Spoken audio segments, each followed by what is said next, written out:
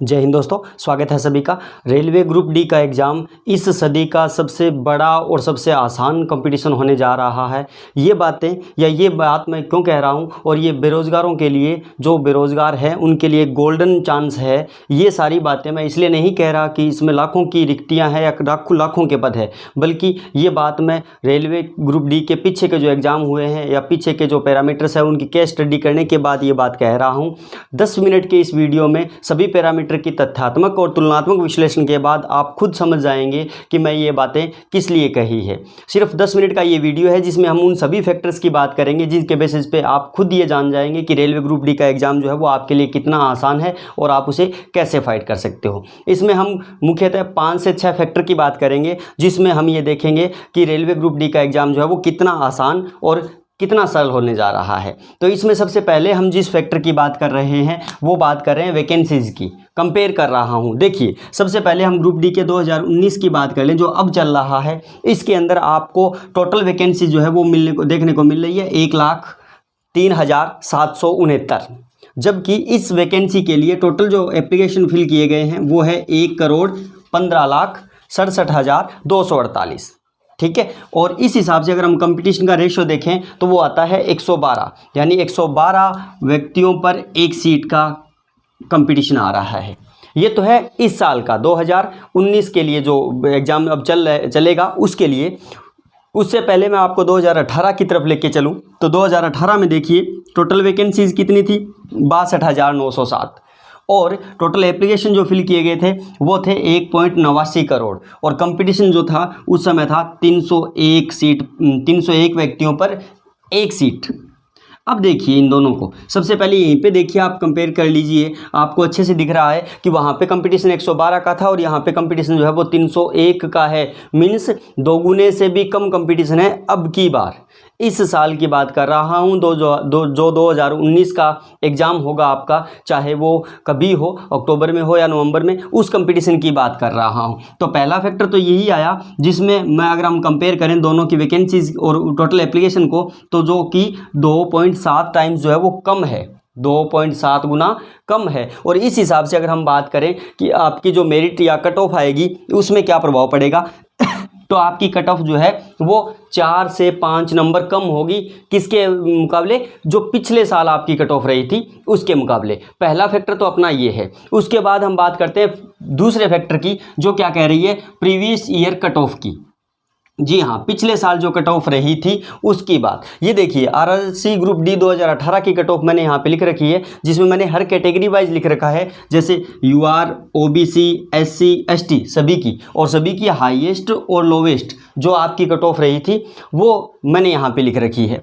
बात करूँ मैं हाईएस्ट की तो जनरल कैटेगरी की हाईएस्ट रही थी 80, जो कि सभी में सबसे ज़्यादा है, 80 हाईएस्ट है, और लोवेस्ट की यानी सबसे कम की अगर हम बात करें तो वो है आपके पास 34 एससी की, यानी हाईएस्ट 80 है और ये 34 है। तो ये जो आपकी कट ऑफ रही है ये आपका रो मार्क्स नहीं है, ये नॉर्मलाइजेशन होने के बाद की कट ऑफ है। अब नॉर्मलाइजेशन अगर होने की बात करें तो उस 2018 वैकेंसी के अंदर जो आपका नॉर्मलाइजेशन हुआ था, एवरेज नॉर्मलाइजेशन वो हुआ था 18 से 20 नंबर, 18 से 20 नंबर। और अगर हम इस हाईएस्ट जो आपकी कट ऑफ रही थी जनरल की 80, उसमें अगर हम वो नॉर्मलाइजेशन के मार्क्स कम कर दें, 18 से 20 मार्क्स कम कर देते हैं, तो एक्चुअल कट ऑफ जो है उसका रो मार्क्स बनता है +60, यानी 62। जनरल कैटेगरी का जो था हाईएस्ट है ना, और जबकि लोवेस्ट जो था वो था 62, और अगर हम इसमें से 20 कम कर देते हैं तो आपकी कट ऑफ रहती है कितनी, 42, वो भी किसकी, जनरल की। अब जब जनरल की कट ऑफ 42 रहेगी इस एग्ज़ाम के अंदर, तो आप देखिए आपका कंपटीशन जो है वो क्या होगा। और मैं तो कह रहा हूँ जो कैटेगरी जो है वो मार्क्स जो है वो इससे भी कम रहेंगे, क्योंकि कंपटीशन जो है वो अपना क्या है, 2.7 गुना कम है, पहले से भी 2.7 गुना जो है वो कम है। उसके बाद हम बात करते हैं अपने तीसरे फैक्टर के बारे में, जो इस आपकी जो कट ऑफ आएगी, आपका जो रिजल्ट आएगा उस पर डिपेंड करेगा या उसको प्रभावित करेगा। तीसरा जो कंपटीशन है वो है फैक्टर जो है वो आ रहा है आपका टाइम पीरियड। जी हाँ, वैकेंसी गैप। मैं आपको बताऊं, पीछे जो वैकेंसी आई थी वो आई थी 2018 के अंदर, और अब जो वैकेंसी आ रही है वो आ रही है 2019 के अंदर, यानी सिर्फ 1 साल का गैप है। और इस 1 साल के गैप में हम ये आराम से कह सकते हैं कि जो 2018 में विद्यार्थी बैठे थे एग्ज़ाम देने, उनमें से लगभग 50 से 55% विद्यार्थी वही होंगे जो 2019 में वापस आएंगे। भाई गैप तो एक ही साल का हुआ है, अगर ये 3-4 साल का गैप होता तो शायद हम कह सकते थे कि 50% बच्चे वापस नहीं आएंगे, उस स्थिति में 10 से 15 या 20% बच्चे ही वापस आते। लेकिन अब जो है हम ये कह सकते हैं कि ग्रुप डी का 2018 में जो विद्यार्थी बैठे थे उसका लगभग 50% विद्यार्थी वापस आ रहा है आपका किसके अंदर, 2019 एग्ज़ाम के अंदर। और वो जो वापस आएंगे तो वो ऑलरेडी ही प्रिपेयर्ड है, वो एक एग्ज़ाम को फेस कर चुके हैं, उनको पता है मेथड का, एग्ज़ाम का पता है, एग्ज़ाम हॉल में सब पता है उनको। तो उस स्थिति में हम यह कह सकते हैं कि आपकी जो कट ऑफ जाएगा या आपका जो रिजल्ट होएगा उस पर क्या इफेक्ट पड़ने वाला है, उसमें इफेक्ट पड़ने वाला है 1 से 2 नंबर का। जी हाँ, जो आपकी कट ऑफ होगी वो इफेक्टेड होगी किससे, आपके टाइम पीरियड की वजह से, वैकेंसी के गैप की वजह से। और उसमें आपकी कट ऑफ में जो मार्क्स की वृद्धि हो रही है, कमी नहीं हो रही, उसमें वृद्धि होगी। और वृद्धि होने का कारण क्या है, वृद्धि होने के कारण वही 50% बच्चे हैं जो 2018 में भी बैठे थे और वो अब 2019 में भी बैठेंगे। उसके बाद चौथे फैक्टर की हम बात करेंगे, उसमें हम देखेंगे कि आपका जो आगे की कट ऑफ आएगी या रिजल्ट आएगा ग्रुप डी का, वो किस किस तथ्यों से प्रभावित होगा। उसमें हम चलते हैं और देखते हैं अपने फैक्टर नंबर 4 को, जिसमें क्या है, लैक ऑफ क्वालिटी कैंडिडेट होगा। उसमें फिर हम देखेंगे कि आपके जो कट ऑफ आएगी 2019 एग्ज़ाम की, उसके अंदर क्या प्रभाव पड़ेगा।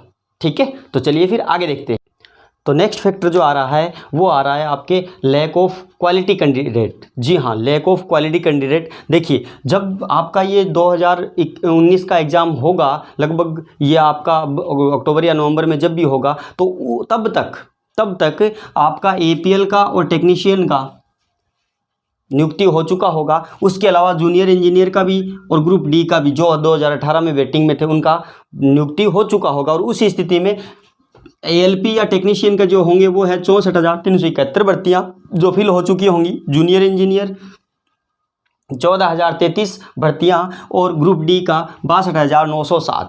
अब ये जो टोटल विद्यार्थी हो गए वो हो गए 1,41,311। अब आप कहोगे कि 1,41,311 से क्या फ़र्क पड़ेगा, कितने का है ये करोड़, जब 1.15 करोड़ फार्म फिल किए गए तो उसमें 1,41,311 कितने हैं, फ़र्क पड़ता है, बहुत फ़र्क पड़ता है। क्योंकि ये जो कैंडिडेट सिलेक्ट हो रहे हैं ये सिर्फ नंबर ऑफ़ फार्म नहीं है, ये एप्लीकेशन के नंबर बढ़ाने के लिए नहीं है, ये वो कैंडिडेट है जिनमें क्वालिटी थी, जो सिलेक्टेड हो चुके हैं। अगर ये भी आपका 2019 का कंपटीशन देते, 2019 वाला, तो इसमें क्या प्रभाव पड़ता वो देखिए, इसमें बहुत बड़ा प्रभाव पड़ता। ये जो है टोटल बच्चे 1,41,000 है, और जो आपकी सीटें हैं, क्योंकि ये सारे के सारे इनमें क्वालिटी थी, तो ये सारे के सारे जो आपकी सीटें हैं उनसे ये मान के चलो, ये उनसे 65 से 70% सीटें जो थे वो अपने आप ही ले जाते। आपके पास कितना बचता, आपके पास बचता, वो बचता 25 से 30%। अब जो 25 से 30% सीटें बचती, उन पे आप 1.15 के साथ ही कंपटीशन करते, है ना। तो अब ये जो है ये चले गए, मीन्स आपके पास 100% है, बाकी कोई दिक्कत नहीं है, ये सब जा चुके हैं। और इसके अलावा ये सिर्फ इनको आप 1,41,311 मत मानिए, क्योंकि जब तक ये आपका 2019 का एग्ज़ाम होगा ग्रुप डी का, तब तक वेटिंग लिस्ट ग्रुप डी की और जूनियर इंजीनियर की वेटिंग लिस्ट भी आ चुकी होगी। और उस स्थिति में कुछ बच्चे और भी सिलेक्ट होंगे जो क्वालिटी प्रोडक्ट है। अब वो सिलेक्ट हो गए तो ये आंकड़ा आप 1,41,000 न होकर के लगभग 2.25 लाख का हो गया। और इस स्थिति में जब ये चले गए तो आपकी 2019 की जो कट ऑफ बनेगी उसमें क्या इफेक्ट पड़ेगा, उसमें इफेक्ट पड़ेगा कम से कम वो 6 से 7 नंबर कम हो जाएगी। ये बहुत ही बड़ा फैक्टर है जो आपके कट ऑफ 2019 को बड़ा प्रभावित करेगा, बड़ा इफेक्टेड करेगा। इसके बाद हम बात करते हैं अपने नेक्स्ट फैक्टर की, जो है EWS रिजर्वेशन। जी हाँ, EWS रिजर्वेशन। अब ये EWS रिजर्वेशन, हालांकि आप बोलोगे ये तो सिर्फ UR कैटेगरी के लिए है, सिर्फ जनरल को प्रभावित करेगा। नहीं, ये सिर्फ जनरल को ही प्रभावित नहीं करेगा, जनरल को डायरेक्टली इफेक्ट करेगा और OBC को इनडायरेक्टली इफेक्ट करेगा। हाँ, SC ST पर इसका कोई प्रभाव नहीं पड़ने वाला, लेकिन जनरल को डायरेक्ट और OBC को इनडायरेक्ट प्रभावित करेगा। क्यों? क्योंकि OBC में जो हाई मार्क्स के बच्चे थे वो कन्वर्ट हो जाते थे किसके अंदर, जनरल कैटेगरी में। लेकिन अब ऐसा नहीं होगा, OBC के वाले OBC के अंदर ही रहेंगे, जिससे कि OBC की जो सीटें हैं वो कम हो जाएंगी। और उस स्थिति में OBC का जो कट ऑफ जाएगा 2019 में वो इफेक्टेड होगा किससे, 1 नंबर से। यानी वो 1 नंबर जो है वो इंक्रीज हो सकता है कट ऑफ 2018 के मुकाबले। जनरल की बात करूँ तो जनरल जनरल का जो कट ऑफ है वो EWS की वजह से 2 से 3 नंबर जो है वो इंक्रीज होगा। हाँ, SC ST पर इसका कोई प्रभाव नहीं पड़ने वाला। इसके बाद हम बात करते हैं अपने फैक्टर नंबर 6 की, नॉर्मलाइजेशन। जी, नॉर्मलाइजेशन 2018 का जो एग्ज़ाम हुआ था उसके अंदर नॉर्मलाइजेशन का एवरेज जो था वो 18 से 20 नंबर का था, लेकिन अब की बार नॉर्मलाइजेशन के रूल्स बदल गए हैं, उनका सिस्टम बदल गया है। तो उस स्थिति में हाईएस्ट जो नॉर्मलाइजेशन हो सकता है वो 10 से 12 नंबर का हो सकता है हाईएस्ट। और कई जोन तो ऐसे होंगे जिनमें 5 से 6 होगा, और कई जोन तो ऐसे होंगे जिनमें नॉर्मलाइजेशन का कोई इफेक्ट ही नहीं पड़ेगा, यानी कोई फर्क नहीं पड़ेगा आपके रो मार्क्स पे, नॉर्मलाइजेशन का कोई फर्क नहीं पड़ेगा। उस स्थिति में अगर हम बात करें तो आपके नॉर्मलाइजेशन की वजह से कट ऑफ 2019 का जो आएगा वो लगभग 5 से 6 नंबर की प्लस के साथ आएगा, यानी उसमें भी इंक्रीज होगी। ये थे मुख्य फैक्टर, 6 फैक्टर जो आपकी 2019 की कट ऑफ को 2019 के एग्ज़ाम की जो कट ऑफ आएगी उसको प्रभावित करेंगे। अब हम देखते हैं इसकी एक टोटल समरी कि जिसकी बदौलत आप जो है वो अपना रो मार्क्स से और ओरिजिनल कट ऑफ मार्क्स तक पहुंच सकते हैं, और हम एक्चुअल में ये अंदाज़ा लगा सकते हैं क्योंकि हमने कई सारे विश्लेषण कर लिए हैं, उसके हिसाब से हम ये अंदाज़ा लगा सकते हैं कि हमारी जो कट ऑफ आएगी 2019 के एग्ज़ाम की वो लगभग कितनी रहने वाली है। तो उसे भी देख लेते हैं। तो देखिए, समरी की बात करें तो लास्ट ईयर का जो कट ऑफ रहा था 2018 की वैकेंसी का वो था 62, है ना। उसके बाद हमने जो अपने पैरामीटर के देखे हैं और उनसे इफेक्ट जो कट ऑफ पे गिरेगा, कट ऑफ 2019 पे, उसको हम देख लेते हैं। अपने कंपटीशन रेशियो देखा था फैक्टर नंबर 1, जिससे कंपटीशन का जो कट ऑफ था वो डिक्रीज हो रहा था 4 नंबर से। टाइम पीरियड की बात करें, वैकेंसी गैप की बात करें तो बहुत जल्दी आ गई, इसलिए 1 नंबर का कंपटीशन जो है आपकी कट ऑफ में इंक्रीज होगा, बढ़ सकता है। क्वालिटी कैंडिडेट की बात करें, जो सिलेक्टेड हो चुके हैं उनसे कंपटीशन थोड़ा कम हो जाएगा, जिससे आपकी कट ऑफ पे 5 से 6 नंबर का कमी आएगा। उसके अलावा EWS की अगर हम बात करें तो EWS में आपकी कट ऑफ पे 2 नंबर तक या 3 नंबर तक की वृद्धि देखने को मिलेगी, और नॉर्मलाइजेशन का जो नया फॉर्मूला आया है उससे आपकी कट ऑफ पे जो है वो 5 से 6 नंबर इफेक्टेड होगी, और वो भी इंक्रीज होगी, क्योंकि नए नॉर्मलाइजेशन में पहले के मुकाबले काफ़ी कम नंबर या कम अंकों की वृद्धि हो रही है। तो इस हिसाब से आपका फाइनल सेफ स्कोर क्या बनेगा, फाइनल सेफ स्कोर 2019 की वैकेंसी के लिए क्या बनने वाला है। अगर आपका 62 है, इसमें आपके ये मान के चलो 11 की कमी हो गई और 5, 2, 7 और 8 की वृद्धि हो गई, यानी 3 नंबर बढ़े हैं, 3 नंबर बढ़े हैं। तो इस हिसाब से अगर आपका नॉर्मलाइज्ड स्कोर जो है वो 60 नंबर आ रहा है,